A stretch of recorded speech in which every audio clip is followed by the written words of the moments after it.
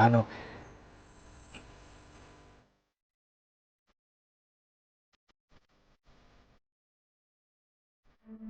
ಈ ಮಾತನ್ನ ಇವತ್ತು ಹೇಳೋದು ಎಷ್ಟರ ಮಟ್ಟಿಗೆ ಸರಿ ಅನ್ನೋದು ನನಗೆ ಗೊತ್ತಿಲ್ಲ. ಆದರೆ ದತ್ತ ಒತ್ತಾಯ ಮಾಡಿದ್ದಕ್ಕೆ ಹೇಳ್ತಿದ್ದೀನಿ. ಇದಕ್ಕೂ ಮೊದಲೇ ಈ ವಿಷಯನ ನಿಮ್ಮ ಹತ್ರ ಹಂಚ್ಕೋಬೇಕು ಅಂತ ತುಂಬ ಪ್ರಯತ್ನ ಪಟ್ಟೆ, ಆದರೆ ಧೈರ್ಯ ಬರಲಿಲ್ಲ. ಒಂದ್ಸಲ ಧೈರ್ಯ ಮಾಡಿ ಹೇಳಿದ್ದೆ, ಆದರೆ ನೀವು ಕ್ಯಾಬಲ್ಲಿ ನಿದ್ದೆ ಮಾಡಿಬಿಟ್ಟಿದ್ರಿ. ಈ ವಿಷಯ ಇಲ್ಲೇ ಹೀಗೆ ಹೇಳಬೇಕು ಅಂತ ಬರೆದಿತ್ತು ಅನ್ಸುತ್ತೆ. ನೀವು ನನಗೆ ಪರಿಚಯ ಆಗಿದ್ದು ಅಭಿಮಾನಿಯಾಗಿ, ಆದರೆ ಹೋಗ್ತಾ ಹೋಗ್ತಾ ಅಭಿಮಾನಿಗಿಂತ ಒಂದೊಳ್ಳೆ ಸ್ನೇಹಿತೆ ಅನ್ಸೋದಕ್ಕೆ ಶುರುವಾದ್ರಿ. ನೀವು ಜೊತೆಲಿದ್ರೆ ನನಗೆ ಸೆಕ್ಯೂರ್ ಫೀಲ್ ಅನ್ಸೋದು. ಮನೇಲಿ ಎಷ್ಟೇ ಕಷ್ಟ ಬಂದರೂ ನನಗೆ ಹೇಳ್ಕೊಳ್ಳೋದಕ್ಕೊಂದು ಜೀವ ಇದೆಯಲ್ಲ ಅನ್ಸೋದು.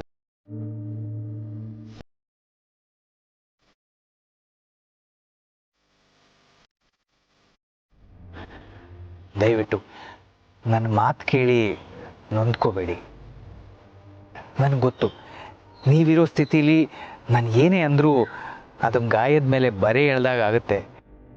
ಆದರೆ ಸತ್ಯ ಹೇಳದೇ ಇರೋಕ್ಕೂ ಆಗ್ತಿಲ್ಲ.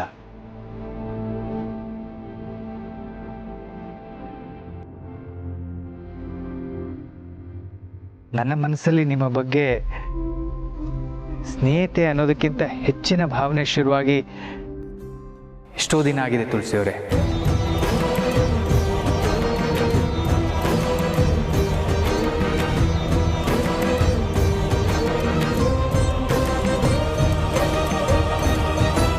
ಆ ಭಾವನೆನ ಏನಂತ ಕರಿಬೇಕು ಅಂತ ನಂಗೆ ಈಗಲೂ ಗೊತ್ತಾಗ್ತಿಲ್ಲ.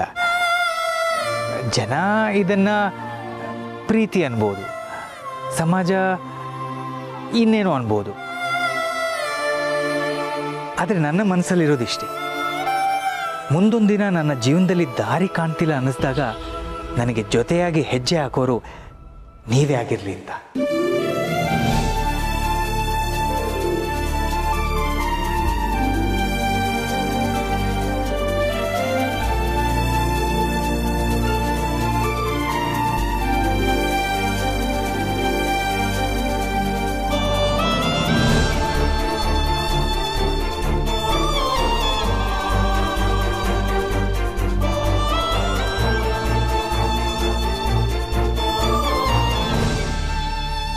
ನನ್ನ ಮನಸ್ಸಲ್ಲಿ ಯಾರಿಗೂ ಕೊಡದಿರುವಷ್ಟು ದೊಡ್ಡ ಸ್ಥಾನ ನಿಮಗೆ ಕೊಟ್ಟಿದ್ದೀನಿ ತುಳಸಿಯವರೇ. ಶ್ರೀರಸ್ತು ಶುಭಮಸ್ತು ಶ್ರೀರಸ್ತು ಶುಭಮಸ್ತು.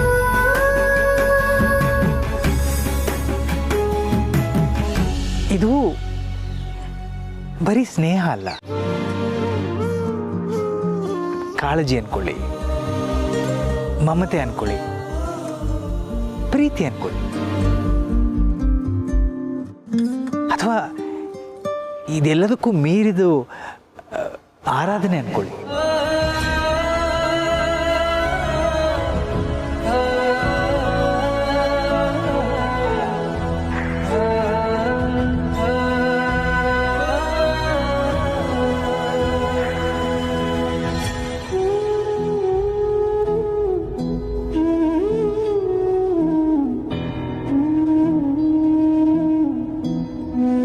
ನನಗೆ ಗೊತ್ತು ನಿಮಗಿದು ದೊಡ್ಡ ಆಘಾತ ಅಂತ, ಆದರೆ ಈ ಭಾವನೆ ನನ್ನ ಮನಸ್ಸಲ್ಲಿ ಹೇಗೆ ಬಂತು ಅನ್ನೋದೇ ನನಗೆ ಖಂಡಿತ ಗೊತ್ತಿಲ್ಲ.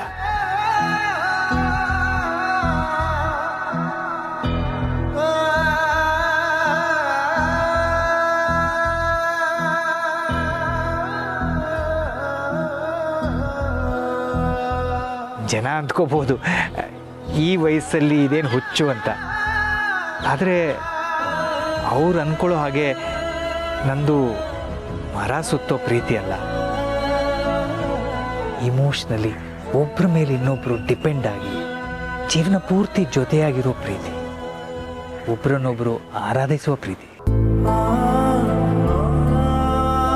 ನೀವು ನೀವು ನನಗೆ ಶುದ್ಧವಾದ ಸ್ನೇಹ ಕೊಟ್ರಿ. ಆದರೆ ನನಗೆ ಗೊತ್ತಿಲ್ಲದೆ ನಿಮ್ಮ ಮೇಲೆ ಹೆಚ್ಚಿನ ಭಾವನೆ ಬೆಳೆಸ್ಕೊಂಡ್ಬಿಟ್ಟೆ. ದಯವಿಟ್ಟು ನನ್ನನ್ನು ಕ್ಷಮಿಸಿ ತುಳಸಿಯವರೇ.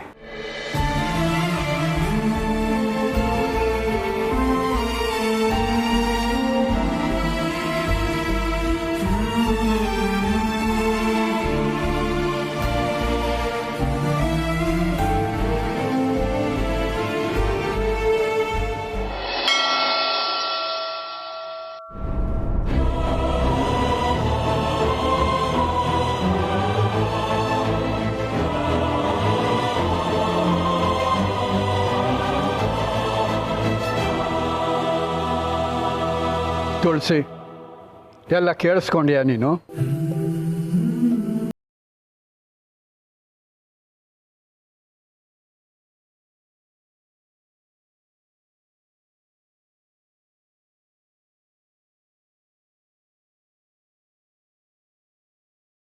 ನಿನ್ನನ್ನು ನೋಡಿದ ದಿವಸದಿಂದ ನಿನ್ನ ಬಗ್ಗೆ, ನಿನ್ನ ಮನೆಯವರ ಬಗ್ಗೆ, ನಿನ್ನ ಪರಿಸ್ಥಿತಿ ಬಗ್ಗೆ ನಾನು ಚೆನ್ನಾಗಿ ಅರ್ಥ ಮಾಡ್ಕೊಂಡಿದ್ದೀನಿ. ನಿನ್ನ ಪರಿಚಯದಿಂದ ತುಳಸಿ ಎಷ್ಟು ಬದಲಾಗಿದ್ದಾಳೆ, ತುಳಸಿ ಪರಿಚಯದಿಂದ ನೀನೆಷ್ಟು ಬದಲಾಗಿದ್ದೀಯಾ ಅನ್ನೋದು ಕೂಡ ನಾನು ಬಹಳ ಹತ್ತಿರದಿಂದ ಕಂಡಿದ್ದೀನಿ.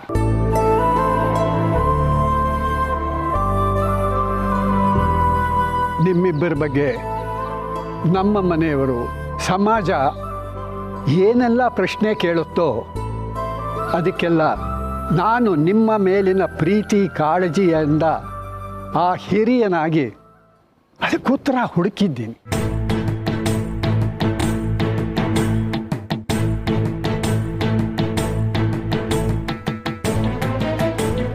ನಿಮ್ಮಿಬ್ಬರಿಗೂ ಒಪ್ಪಿಗೆ ಅಂತಾದರೆ ಇವತ್ತೇ ಇದೇ ದೇವಸ್ಥಾನದಲ್ಲೇ ಈಗಲೇ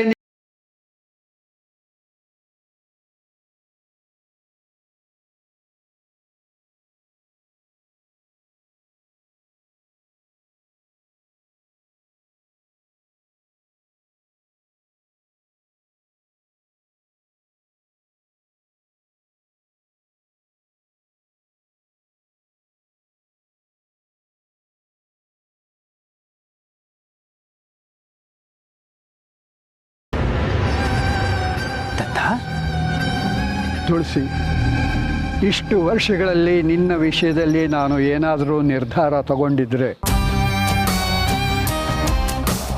ಅದು ನಿನ್ನ ಹಿತಕ್ಕಾಗಿಯೇ ತಗೊಂಡಿದ್ದೀನಿ. ಈಗಲೂ ಅಷ್ಟೇ.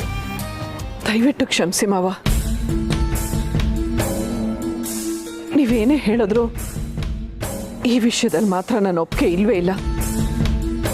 ಇವತ್ತು ನಾನು ಮನೆ ಬಿಟ್ಟು ಹೋಗೋಕೆ ನಿರ್ಧಾರ ಮಾಡಿದ್ದು ಇದೇ ಕಾರಣಕ್ಕಲ್ವಾ? ತುಳಸಿ, ನೀನು ಏನು ಹೇಳಬೇಕು ಅಂತಿದ್ದೀಯೋ ಅದನ್ನು ಆಮೇಲೆ ಹೇಳಿವತ್ತೆ. ಮೊದಲು ನಾನು ಹೇಳೋದನ್ನು ಕೇಳಿಸ್ಕೋ. ಮಾವ, ದಯವಿಟ್ಟು ಈ ವಿಷಯದ ಬಗ್ಗೆ ನಾವು ಆಮೇಲೆ ಮಾತಾಡೋಣ. ಮಾಧವ್ ಅವ್ರಿಗೆ ತಡ ಆಗ್ತಾ ಇದೆ. ಅವ್ರ ಮಗನ ಮದುವೆ ಮಾವ, ಅವ್ರಿಗೋಸ್ಕರ ಎಲ್ಲರೂ ಕಾಯ್ತಾ ಇರ್ತಾರೆ. ಅವನ ಮನೆಯಲ್ಲಿ ಮಾಧವನಿಗೋಸ್ಕರ ಕಾಯ್ತಾರ ಇಲ್ವಾ ಅನ್ನೋ ವಿಷಯ ನನಗೆ ಗೊತ್ತಿದೆ ತುಳಸಿ. ಮಾಧವನ ಬಗ್ಗೆ ನಿನಗೆ ಗೊತ್ತಿಲ್ಲದಿರೋ ವಿಷಯನೂ ನನಗೆ ಗೊತ್ತಿದೆ. ಅದಕ್ಕೆ ಹೇಳ್ತಾ ಇದ್ದೀನಿ. ಮಾವ, ಇಷ್ಟು ವರ್ಷದಲ್ಲಿ ನಾನು ಯಾವತ್ತೂ ನಿಮ್ಗೆ ಎದುರು ಮಾತಾಡ್ದೋಳಲ್ಲ.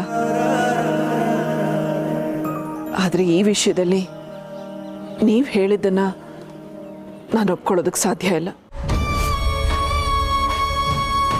ಸಮರ್ಥ ಹತ್ರ ನಾನು ನಿನ್ನೆ ಹೇಳಿದ ಮಾತಿಗೆ ಈಗಲೂ ಬದ್ದಳಾಗಿದ್ದೀನಿ. ನನ್ನ ಪುಟ್ಟ ಪ್ರಪಂಚದಲ್ಲಿ ನಾನು ಖುಷಿಯಾಗಿದ್ದೀನಿ. ಅದು ನಿನ್ನ ಭ್ರಮೆ. ನೀನು ಖುಷಿಯಾಗಿದ್ದೀಯ. ನಿನ್ನ ಮಕ್ಕಳ ಮಧ್ಯೆ ನೀನೆಷ್ಟು ಚೆನ್ನಾಗಿದ್ದೀಯಾ ಅನ್ನೋದು ನನಗೆ ಗೊತ್ತಿದೆ ತುಳಸಿ. ಮಾವ, ಮನೇಲಿ ಅಷ್ಟೆಲ್ಲ ಗಲಾಟೆ ಆಗಿದ್ದು ಈ ವಿಷಯದಿಂದನೇ ಅಲ್ವಾ ಮಾವ? ಒಂದು ಗಂಡು ಹೆಣ್ಣಿನ ಮಧ್ಯ ಬರೀ ಪ್ರೀತಿ ಮಾತ್ರ ಇರಬೇಕಂತ ನಾನು ಯಾವಾಗಲೂ ಅನ್ಕೋತಾ ಇದ್ದೆ. ಈಗಲೂ ನನಗೆ ಇವ್ರ ಮೇಲೆ ಇರೋದು ಸ್ನೇಹ ಮಾತ್ರ. ನಿಮಗೆ ಈಗಲೇ ಮದುವೆ ಮಾಡಿಸ್ಬೇಕು ಅಂತ ಅನ್ನೋ ಯೋಚನೆ ನನಗೂ ಇರಲಿಲ್ಲ ತುಳಸಿ. ನೀವಿಬ್ಬರು ಸ್ನೇಹಿತರಾಗೇ ಇರೋದಾದರೆ ಅದಕ್ಕೆ ನಂದೇನೂ ಅಭ್ಯಂತರ ಇಲ್ಲ. ಆದರೆ ಮದುವೆ ಅನ್ನೋ ಚೌಕಟ್ಟಿಂದ ಹೊರಗೆ ಉಳಿದು ನೀವಿಬ್ಬರು ಸ್ನೇಹಿತರಾಗೇ ಇರ್ತೀವಿ ಅಂತಂದರೆ ಈ ಸಮಾಜ ಯಾವತ್ತಿಗೂ ಬಿಡೋದಿಲ್ಲ ತುಳಸಿ. ಅದಕ್ಕೆ ನೀವಿಬ್ಬರು ಯಾವತ್ತೂ ದೂರ ಆಗದೆ ಇರೋದಕ್ಕೆ ಇರೋ ಒಂದೇ ಒಂದು ದಾರಿ ಅಂತಂದರೆ ಈ ಮದುವೆ ಅಂತ ನಾನು ಅಂದ್ಕೊಂಡಿದ್ದೀನಿ.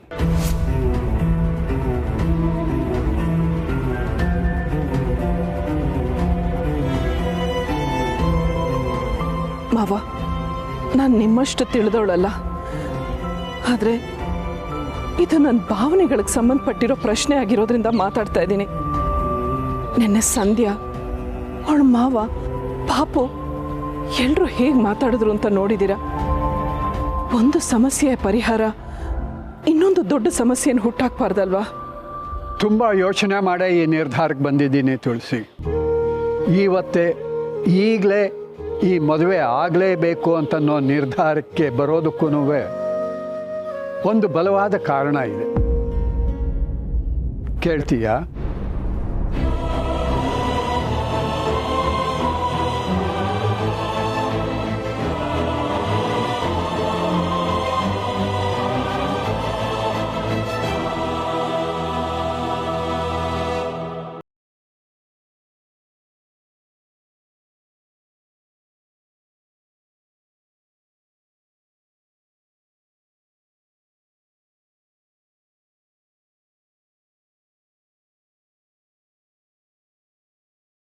ಪ್ರಾಣಕ್ಕೆ ಕೂತು ಬರ್ಬೋದು ಅಂತ.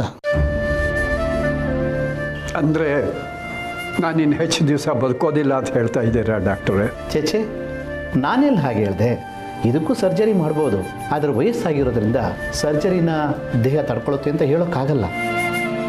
ಬೇಡ ಬೇಡ, ಸರ್ಜರಿ ಎಲ್ಲ ಬೇಡ. ಇರೋಷ್ಟು ದಿವಸ ಬೇರೆಯವ್ರ ಮೇಲೆ ಡಿಪೆಂಡ್ ಆಗದೆ ಬದುಕಬೇಕು ಅನ್ನೋದು ಅಷ್ಟೇ ನನ್ನ ಆಸೆ. ಚಿಂತೆ ಮಾಡಬೇಡಿ. ಕೆಲವು ವರ್ಷಗಳ ಹಿಂದೆ ನೀವು ಟೆಸ್ಟ್ ಮಾಡಿಸಿದಾಗ ನಾನು ನಿಮ್ಗೆ ಹೇಳಿದ್ದೆ ಮೆಡಿಕೇಷನ್ನ ಬಿಡಬೇಡಿ ಅಂತ. ಈ ವಿಷಯನ ನೀವು ಬೇರೆ ಯಾರಿಗೂ ಹೇಳಿಲ್ಲ ಅಂತ ಹೇಳ್ತಿದ್ದೀರಾ. ಮೆಡಿಸಿನು ಸರಿಯಾಗಿ ತೊಗೊಂಡೋಗಿ ಕಾಣ್ತಾ ಇಲ್ಲ.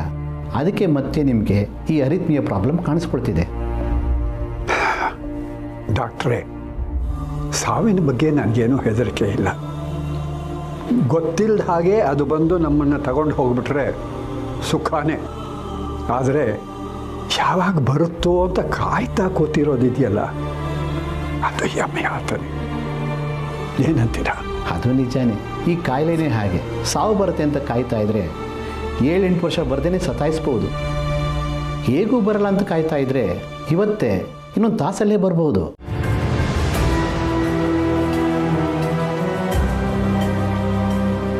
ಅಷ್ಟಕ್ಕೂ ನೀವೆಲ್ಲ ಜವಾಬ್ದಾರಿಯನ್ನು ಮುಗಿಸಿದ್ರಲ್ಲ, ಇನ್ಯಾಕೆ ಚಿಂತೆ? B positive.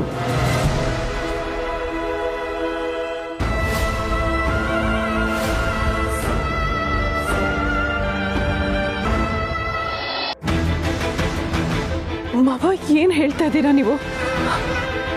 ಇಂಥ ಸಮಸ್ಯೆ ಇದೆ ಅಂತ ನನ್ನ ಹತ್ರ ಯಾಕೆ ಹೇಳಲಿಲ್ಲ ಮಾವ? ಈಗ ಹೇಗಿದ್ದೀರಾ? ಬನ್ನಿ, ನೀವೆಲ್ಲಾದರೂ ಕೂತ್ಕೊಳ್ಳಿ, ಬನ್ನಿ. ತುಳಸಿ, ವಿಷಯ ಬದಲಾಯಿಸಬೇಡ. ಹಾಗಲ್ಲ ಮಾವ, ನಿಮ್ಮ ಆರೋಗ್ಯ ಹೀಗಿದೆ ಅಂತ ಗೊತ್ತಾದ್ಮೇಲೆ ನಿಮ್ಮನ್ನು ಬಿಟ್ಟು ನಾನು ಎಲ್ಲೂ ಹೋಗೋಲ್ಲ. ತುಳಸಿ, ನಾವೆಲ್ಲ ಒಂದಲ್ಲ ಒಂದು ದಿವಸ ಹೋಗಲೇಬೇಕು. ಆದರೆ ನಮ್ಮವ್ರಿಗೆ ಒಂದು ನೆಲೆ ಕೊಟ್ಟು ನೆಮ್ಮದಿಯಿಂದ ಹೋಗ್ತೀವೋ ಅಥವಾ ಅವ್ರ ಬದುಕು ಹೇಗೋ ಏನೋ ಅಂತನ್ನೋ ಚಿಂತೆನಲ್ಲೇ ಹೋಗ್ತೀವೋ ಅಂತನ್ನೋದು ನಮಗೆ ಬಿಟ್ಟಿದ್ದು ಅಲ್ವಾ? ಆದರೆ ನಾನು ಹೇಗೆ ಹೋಗಬೇಕು ಅನ್ನೋ ನಿರ್ಧಾರ ನಿನಗೆ ಬಿಟ್ಟಿದ್ದು ತುಳಸಿ. ದತ್ತ, ಇದೆಲ್ಲ ಯಾವಾಗಾಯಿತು? ನೀವು ಈ ಸ್ಥಿತಿಲಿ? 2 ದಿವಸಗಳ ಹಿಂದೆ. ಇಷ್ಟೆಲ್ಲ ಆಗದೇ ಇದ್ದಿದ್ರೆ ಹೀಗೆ ತರಾತುರಿನಲ್ಲಿ ನಾನು ಈ ನಿರ್ಧಾರನ ತಗೋತಾನೆ ಇರಲಿಲ್ಲ ಮಾಧವ. ಈ ಹೊತ್ತು ನಿನ್ನ ಮಗನ ಮದುವೆ ಅನ್ನೋದು ಗೊತ್ತು. ಮಗನ ಮದುವೆ ದಿವಸ ನಿನ್ನನ್ನು ಇಲ್ಲಿಗೆ ಕರೆಸಿದ್ದು ತಪ್ಪು ಅಂತಾನೂ ಗೊತ್ತು. ಆದರೆ ಮಾಧವ, ನಿನ್ನನ್ನು ನಿನ್ನ ಮನೆಯಲ್ಲಿ ನಿನ್ನ ಮಕ್ಕಳು ಹೇಗೆ ನೋಡ್ಕೋತಾರೆ ಅನ್ನೋದನ್ನು ನಾನು ನೋಡಿದ್ದೀನಿ. ನೀನು ಕಷ್ಟಪಟ್ಟು ಬೆವರು ಸುರಿಸಿ ಕಟ್ಟಿದ ಕೆಫೆನ ಪಬ್ ಮಾಡೋದಕ್ಕೆ ಹೊರಟ ನಿನ್ನ ಮಗ. ಆ ಹೊತ್ತು ನಿಮ್ಮ ಮನೆಗೆ ಬಂದಾಗ ನೀನು ಮನೆ ಹಿರಿಯ, ನೀನಿಲ್ದೇನೆ ಪೂಜೆ ನಡೀತು. ಸೌಜನ್ಯಕ್ಕಾದರೂ ಒಂದು ಮಾತು ನಿನ್ನನ್ನು ಕರಿಬೇಕು ಅಂತ ಯಾರಿಗೂ ಗೊತ್ತಾಗಲಿಲ್ವಾ? ನಿಮ್ಮನೇಲಿ ನಿನ್ನ ಸ್ಥಿತಿ ಹಾಗೋ, ನಾನು ಹೋದ ಮೇಲೆ ನಮ್ಮನೇಲಿ ತುಳಸಿ ಸ್ಥಿತಿನೂ ಹಾಗೆ ಆಗುತ್ತೆ ಮಾಧವ.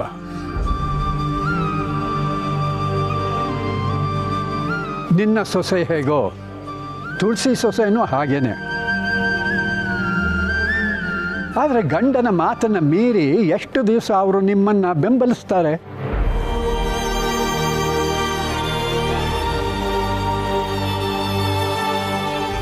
ನನ್ನ ಆರೋಗ್ಯದ ಸಮಸ್ಯೆನ ಯಾರ ಹತ್ರನೂ ಹೇಳ್ಕೋಬಾರ್ದು ಅಂತಲೇ ಅಂದ್ಕೊಂಡಿದ್ದೆ. ಆದರೆ ಇವಾಗ ಹೇಳದೆ ಬೇರೆ ದಾರಿನೇ ಇರಲಿಲ್ಲ. ನಾನು ತುಳಸಿ ಭವಿಷ್ಯದ ಬಗ್ಗೆ ಮಾತ್ರ ಯೋಚನೆ ಮಾಡಿ ಈ ನಿರ್ಧಾರನ ತಗೊಂಡಿದ್ದೀನಿ ಅಂತ ಅನ್ಕೋಬೇಡ ಮಾಧವ. ಇಷ್ಟು ದಿನಗಳ ಪರಿಚಯದಲ್ಲಿ ನೀನು ನನಗೆ ತುಂಬ ಆಪ್ತನಾಗಿದ್ದೀಯ ಮಾಧವ. ತುಳಸಿ ಭವಿಷ್ಯದ ಜೊತೆಗೆ ನಿನ್ನ ಭವಿಷ್ಯನೂ ಚೆನ್ನಾಗಿರಬೇಕು ಅಂತ ಅನ್ನೋದು ನನ್ನ ಆಸೆ. ಮನೆಯವರೆಲ್ಲ ಒಂಟಿಯಾಗಿ ಬಿಟ್ಟರು, ನೀವಿಬ್ಬರು ಒಬ್ಬರಿಗೊಬ್ರು ಜೊತೆಯಾಗಿರಬೇಕು. ಮಾವ, ದಯವಿಟ್ಟು ನನ್ನ ಮಾತು ಕೇಳಿ. ಈ ಸಮಸ್ಯೆಗೆ ಮದುವೆ ಅನ್ನೋದು ಒಂದೇ ಉತ್ತರನ ಹೇಳಿ.